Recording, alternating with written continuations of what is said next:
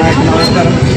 ఈరోజు ఆధ్వర్యంలో జరుగుతున్నటువంటి చర్చ ఎస్సీ సర్పంచ్ని సూచించిందని కృష్ణమ్మ పైన ఏదైతే ఆరోపణలు చేస్తూ వెనకుండి రాజకీయ నాయకులు అంతా రాజకీయ కుట్రతో ఎమ్మెల్యే గారిని కూడా ఇన్వాల్వ్ చేయడం జరిగింది. మళ్ళా మొన్నటి రోజున రాజశేఖర రెడ్డి అన్న గారు ఎక్స్ ఎమ్మెల్యే గారితో మాట్లాడినారు.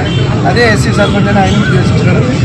ఏదైతే అక్కడికి చట్టపరంగా కేసులు పెట్టారో అదేవిధంగా వాళ్ళపైన కూడా కేసులు పెట్టాలని మేము సభాముఖంగా కోరుకుంటూ అవకాశం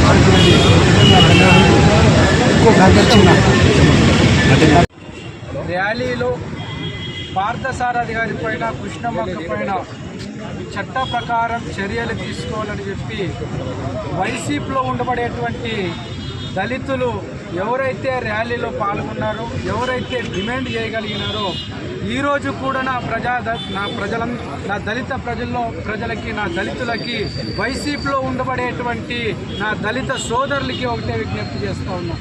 ఈరోజు మరి అదే పదే ఎస్సీ అని చెప్పి సంబోధించినటువంటి మాజీ శాసనసభ్యులు సాయి ప్రసాద్ రెడ్డి అన్న గారి పైన చట్టపరమైనటువంటి చర్యలు తీసుకోవాలని చెప్పి కూడా వైసీపీలో ఉండబడేటువంటి దళితులు కూడా మరి మద్దతు తెలపాల. వారు కూడా ఈరోజు మీడియా ద్వారా బయటికి రావాల్సినటువంటి అవసరం కూడా ఎంతైనా ఉందని చెప్పి కూడా నేను ఈ సందర్భంగా తెలియజేస్తాను.